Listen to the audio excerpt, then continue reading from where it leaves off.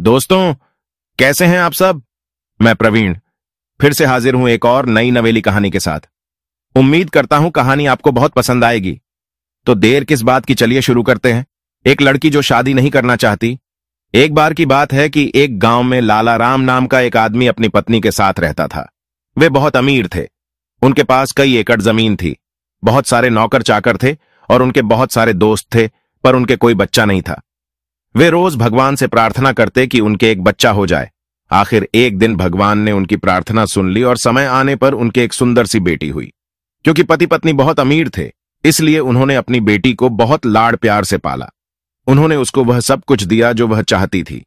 अगर वह कुछ गलती भी करती थी तो उन्होंने उसको उसके लिए कभी डांटा नहीं। इस तरह जैसे जैसे उनकी बेटी बड़ी होती गई, वह बिगड़ती चली गई। जब वह लड़की शादी के लायक हो गई तो बहुत सारे आदमी, अमीर और गरीब और राजकुमार और भिखारी उससे शादी करने के लिए आए, पर उसने उन सबको मना कर दिया। यह लड़की यह सोचती थी कि वह सबसे कुछ अलग करके जिएगी। उन दिनों उस देश की यह रीति थी कि लड़के का पिता लड़की के पिता से मिलकर शादी तय करता था। सो यह कोई आश्चर्य की बात नहीं थी कि यह लड़की किसी से भी सलाह लेना नहीं चाहती थी। और यह लड़की शादी तो बिल्कुल भी नहीं करना चाहती थी, क्योंकि दूसरे लोग यह सोचते थे कि शादी करना अच्छा है। उसने अपने पिता से कहा, मैं उस आदमी से शादी कैसे कर लूं जिसको मैंने देखा तक नहीं। इसके अलावा मेरे लिए कोई भी आदमी इतना सुंदर और अमीर नहीं है जिससे मैं शादी करूं। वे तो मेरे नौकर होने के लायक भी नहीं है। आदमियों के लिए उसके ऐसे विचार उसके माता पिता को बहुत परेशान कर रहे थे।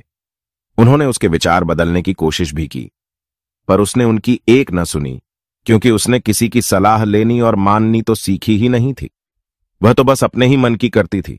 सो कई साल बीत गए और उस लड़की ने शादी नहीं की। वह सुंदर लड़की सारे गांव में वह लड़की जो शादी नहीं करना चाहती के नाम से मशहूर हो गई। गांव के आदमियों ने तो अब उससे शादी करने का विचार ही छोड़ दिया।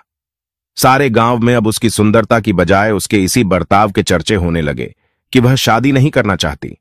किसी से भी उसकी सुंदरता की बात करो तो वह यही कहता था, अरे वह लड़की, हां वह सुंदर तो जरूर है, पर वह मुर्गी है जिसको हम भगवान पर भी नहीं चढ़ा सकते। धीरे धीरे गांव में अब यह विश्वास हो गया कि यह लड़की वह नहीं है जिससे कोई शादी करना चाहेगा। जल्दी ही उसकी यह खबर कि वह आदमियों के साथ ठीक से बर्ताव नहीं करती है दूर और पास सभी जगह फैल गई। यहां तक कि भूतों और शैतानों और जंगली जानवरों की दुनिया में भी फैल गई। उस लड़की के बारे में यह सब सुनकर एक दिन एक अजगर अपने साथियों से बोला, यह लड़की मुझे चाहिए। उसके एक साथी ने कहा, तुम तो बहुत ही बदसूरत हो। उसने तो बहुत सुंदर सुंदर लोगों को मना करके ठुकरा दिया है। तुम उन लोगों के सामने क्या चीज हो, और तुम क्या सोचते हो कि वह तुमसे शादी कर लेगी। हां हां हां। और उसके साथी और भी जोर से हंस दिए। वह बोला, देखो तो। अगले दिन सुबह जब सूरज उगा तो वह अजगर उस लड़की से शादी करने के लिए चला। रास्ते में वह अपने एक मंदिर में रुका और काफी जाप करने के बाद वह एक इतने सुंदर नौजवान के रूप में बदल गया जितना सुंदर नौजवान दुनिया में कभी किसी ने नहीं देखा था। फिर उसने एक राजकुमार के जैसे कपड़े पहने और शाही तरीके से गांव की तरफ चला। वह बहुत ही सुंदर लग रहा था और अपनी सुंदरता से किसी को भी अपनी तरफ खींच रहा था। उसका चेहरा सुबह के तारे की तरह चमक रहा था। वह सोच रहा था कि अब समय आ गया है जब उस लड़की को शादी के बारे में एक दो सबक सिखाने चाहिए। जब वह उस लड़की के घर पहुंचा तो उसका पिता अपने दोस्तों के साथ शराब पी रहा था। उसने उस लड़की के पिता से कहा, मैं शादी के लिए आपकी बेटी का हाथ मांगने आया हूं। तभी उस लड़की ने भी उस अजनबी को देखा और उसकी तरफ दौड़ी। उसने उसको गले लगा लिया और बोली, यही वह आदमी है पिताजी जिससे मुझे शादी करनी है। अजनबी बोला, मैं भी तुमसे शादी करना चाहता हूं, मगर मुझे तुम्हारे पिता से कुछ रस्मी तौर तरीके पूरे करने हैं।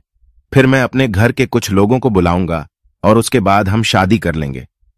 पर लड़की को चैन कहां। उसको तो इतना भी सब्र नहीं था कि वह यह इंतजार करती कि उसके अपने लोग उस अजनबी के बारे में कुछ पता कर लें। उसने अपना सामान बांधा और अपने माता पिता को धमकी दी कि अगर उन्होंने उसकी शादी उस अजनबी के साथ नहीं की तो वह उसके साथ भाग जाएगी। उसके पिता ने उससे उस अजनबी की बात सुनने के लिए कहा और उसको समझाया, अजनबी अक्लमंद है और हमारे तौर तरीकों को जानता है। उसके लोगों को आ जाने दो, तब हम उससे तुम्हारी शादी की बात कर लेंगे। पर लड़की बोली, नहीं, मैं उसके आदमियों के आने का इंतजार नहीं कर सकती। मुझे तो अभी जाना है। उसके पिता ने उसे बहुत समझाने की कोशिश की, उसकी मां ने भी उसे बहुत समझाने की कोशिश की और फिर उसके परिवार वालों ने भी उसको समझाने की कोशिश की, पर उसने किसी की भी एक नहीं सुनी। उसने उस अजनबी का हाथ पकड़ा, अपनी एक नौकरानी को अपने साथ लिया, अपना सामान साथ लिया और उस अजनबी के साथ चल दी। उसके पिता को यह जानने का मौका ही नहीं मिला कि वह अजनबी था कौन और आया कहां से था। अजनबी ने भी उस लड़की को साथ लिया, उसका कुछ सामान लिया, उसकी नौकरानी को लिया, मुर्गियां लीं, एक बकरा लिया और अपने घर की तरफ चल दिया। वे कई दिन तक चलते रहे। उन्होंने 7 खेत पार किए, 7 नदियां पार की, पर फिर भी उस अजनबी का घर नहीं आया। लड़की ने अजनबी से पूछा, आपके घर पहुंचने में अभी कितनी देर है? अजनबी ने जवाब दिया, अब ज्यादा दूर नहीं है, बस हम अब घर पहुंचने ही वाले हैं। वह लड़की फिर बोली, आपका घर काफी दूर है। अजनबी बोला, हां, तुम ये कह सकती हो, पर वे सब मेरे रिश्तेदार हैं, है ना? क्योंकि जैसा कि हमारे बड़े कहते हैं, किसी के लिए कोई गांव दूर हो सकता है और किसी और के लिए वही गांव पास हो सकता है। मेरे लिए वह गांव दूर नहीं है। पर वे उस अजनबी के गांव फिर भी नहीं पहुंच सके जब तक कि उन्होंने जिंदा और मरे हुए लोगों की दुनिया के बीच की हद पार नहीं कर ली। अब तक वह लड़की और उसकी नौकरानी दोनों थक कर चूर हो चुके थे। खैर, जल्दी ही वे लोग एक बहुत ही घने जंगल में आ पहुंचे। लड़की को लगा कि वहां तक अभी तक कोई भी आदमी नहीं पहुंचा होगा, पर फिर भी वे दोनों उस अजनबी के पीछे पीछे चलती रहीं और वे सब उस जंगल के बीच में आ गए। जैसे जैसे वे उस घने जंगल में आगे बढ़ रहे थे कि लड़की को रोना आ गया। अजनबी ने उसको धीरज बंधाया, चुप हो जाओ, मैं तुमसे बहुत प्यार करता हूं और यह काफी है। पर लड़की का रोना जारी रहा क्योंकि अब उसको उस अजनबी से डर लगने लगा था। जब वे जंगल के बीच में आ गए तो वहां उनको एक गुफा मिली। अजनबी आगे बढ़ा और उसने लड़की और उसकी नौकरानी को उनका बोझा वहीं पास में रख देने के लिए कहा। दोनों ने अपना अपना बोझा रख दिया और वह अजनबी उस गुफा में घुस गया। वह लड़की और उसकी नौकरानी आश्चर्य से खड़ी देखती रहीं। अंदर जाकर उस नौजवान ने अपने आप को एक अजगर में बदल लिया। यह सब देखकर वह लड़की और उसकी नौकरानी दोनों ही बहुत जोर से चिल्ला पड़ी। अजगर बोला, मुझे कुछ खाना चाहिए, मुझे भूख लगी है। और इससे पहले कि वह लड़की कुछ कर सके, वह अजगर उस लड़की की नौकरानी को निगल गया और खा गया। फिर उस अजगर ने अपनी पत्नी को पकड़ा और उसे उस गुफा के एक कमरे में बंद कर दिया। उसने उस गुफा का ताला लगाया और उसकी चाबी को निगल गया। अगले कई दिनों तक वह अजगर वे मुर्गियां और बकरा खाता रहा जो वह लड़की अपने साथ लेकर आई थी। उतने दिन वह लड़की उस गुफा के कमरे में भूखी रही। अजगर ने उसे जानबूझकर भूखा रखा था ताकि वह थोड़ी कमजोर हो जाए और वह उसे आसानी से निगल सके। इस बीच में लड़की का पिता बहुत डरा हुआ था। उसका डर और भी ज्यादा हो गया था जब उसको अपनी लड़की के बारे में बहुत दिनों तक कोई खबर नहीं मिली। सो वह एक पंडित के पास गया और उससे अपनी लड़की और अपने दामाद के बारे में पूछा। पंडित बोला, तुम्हारी बेटी नदी के बीच में है और अभी भी रो रही है। लगता है कि जैसे साबुन से उसकी आंखें जल रही हैं। वह एक बड़े खतरे में है और केवल कुछ दिनों की मेहमान है। यह सुनकर लाला राम बहुत दुखी हुआ। उसने अपने सब होशियार कलाकारों को बुलाया और उनमें से सबसे अच्छे 5 कलाकारों को चुना। पहला कलाकार था मिस्टर चश्मिश, जो दीवार के पार भी देख सकता था और जिसकी नजर किसी भी आदमी की नजर से ज्यादा दूर तक देख सकती थी। दूसरा आदमी था श्रीमान सुखडुमल, जो एक खाते हुए शेर के मुंह में से भी खाना छीन सकता था। तीसरा आदमी था मिस्टर गोलीचंद, जो एक उड़ते हुए तोते को बिना गोली के भी मार सकता था। चौथा आदमी था मिस्टर खाती, जो पलक झपकते बिना किसी सामान के नाव बना सकता था। और 5वां आदमी था मिस्टर ड्राइवर, जो नाव को बिना किसी पतवार आदि के नाव खे सकता था। उसने उन लोगों से कहा, तुम लोगों का काम मेरी बेटी को ढूंढना है और उसको मेरे पास जिंदा वापस लाना है। अगर तुम ऐसा करोगे तो मैं तुमको इतना इनाम दूंगा जितना कि तुम सपने में भी नहीं सोच सकते। सो वे सब अपने इस काम पर चल दिए। मिस्टर चश्मिश उनका गाइड था। जब वे नदी पर पहुंचे तो मिस्टर खाती ने एक नाव बनाई और मिस्टर ड्राइवर उसे खेने लगा। घने जंगल में पहुंचने से काफी पहले मिस्टर चश्मिश ने एक अजगर नदी के किनारे धूप सेंकता हुआ देख लिया।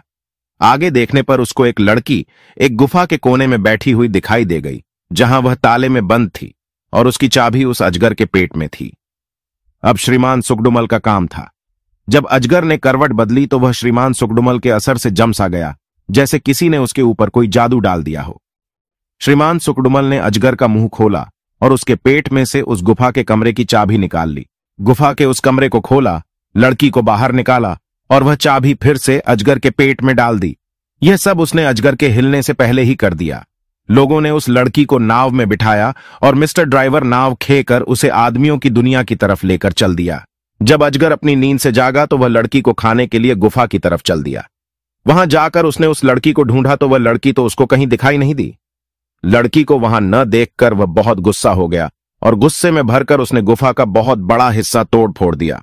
जब वह गुफा के बाहर आया तो उसने आदमियों के पैरों के निशान और उनके कुछ और दूसरे निशान देखे। उसने नदी की लहरों पर भी कुछ देखा, जिससे उसको पता चल गया कि कोई उसकी सबसे ज्यादा कीमती चीज ले गया है। उसने नदी की लहरों पर उसका पीछा ऐसे किया जैसे कि कोई जादूगर आदमी करता है। बहुत जल्दी ही उसने उन 5 लोगों को पकड़ लिया और उन पर कूद पड़ा। पर मिस्टर चश्मिश ने उसको पहले से ही आते हुए देख लिया था और मिस्टर गोलीचंद को उसके बारे में बता दिया था।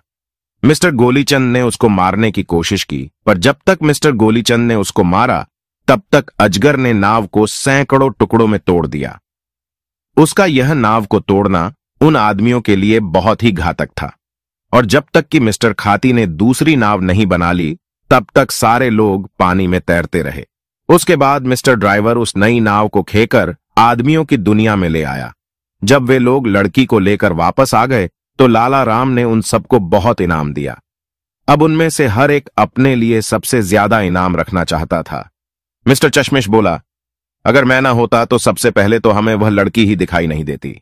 मिस्टर खाती बोला, पर वह मैं था जिसने वह नाव बनाई और जिसमें बैठकर हम वहां तक गए, और जब हम करीब करीब डूबने वाले थे तब फिर मैंने ही दूसरी नाव बनाई जो हमको बचाकर यहां लेकर आई। मिस्टर गोलीचंद बोला, और मैं, अगर मैंने उस अजगर को न मारा होता तो वह हम सबको खा जाता। मुझे इस इनाम में से सबसे बड़ा हिस्सा मिलना चाहिए।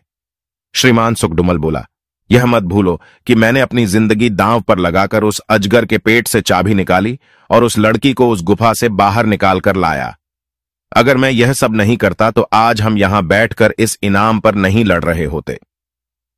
आखिर में मिस्टर ड्राइवर बोला, अब अपने बारे में मैं क्या कहूं, मैं तो एक मामूली सा नाविक हूं। मुझे कोई इनाम नहीं चाहिए, सो मैं अपने हिस्से का इनाम तुम लोगों को देता हूं। तुम लोग इस इनाम के ज्यादा हकदार हो। ऐसा कहकर वह जाने को तैयार हुआ तो बाकी लोगों को लगा कि वे तो बहुत ही मतलबीपन से बात कर रहे थे। उन्होंने सोचा कि सभी लोगों ने इस काम में अपना अपना काम किया है, इसलिए सबका बराबर का हिस्सा है, न कोई कम और न कोई ज्यादा। तो श्रीमान सुखडुमल बोला, ओ साथी, वापस आओ। हम लोग एक पहेली के बहुत सारे टुकड़े हैं जिनको साथ रखने पर ही वह पहेली, यानी कि खोई हुई लड़की की पहेली सुलझी है। हम में से न तो कोई ज्यादा है और न कोई कम। आओ हम अपना इनाम बराबर बराबर बांट लेते हैं, क्योंकि बंदूक के जब तक सारे हिस्से काम न करें उससे गोली नहीं छूटती। हालांकि उस लड़की ने, जो कभी शादी नहीं करना चाहती थी, अपना सबक सीख लिया था और अपना तरीका भी बदल लिया था, पर फिर भी गांव वाले उसके बारे में अपना विचार नहीं बदल पाए थे। दूसरे यह कि वह लड़की अब इतनी बड़ी हो गई थी कि उसकी सुंदरता भी अब ऐसे मुरझा गई थी जैसे किसी गर्मी के फूल को पाला मार जाए। सो जैसा उसका नाम था वह फिर अपनी सारी जिंदगी वैसी की वैसी ही रही, यानी फिर उसकी शादी नहीं हुई। कहानी पसंद आई हो तो दिल खोल के लाइक, शेयर कर दो और सब्सक्राइब करके सपोर्ट करो। मिलते हैं अगली वीडियो में, तब तक के लिए हंसते रहिए, मुस्कुराते रहिए।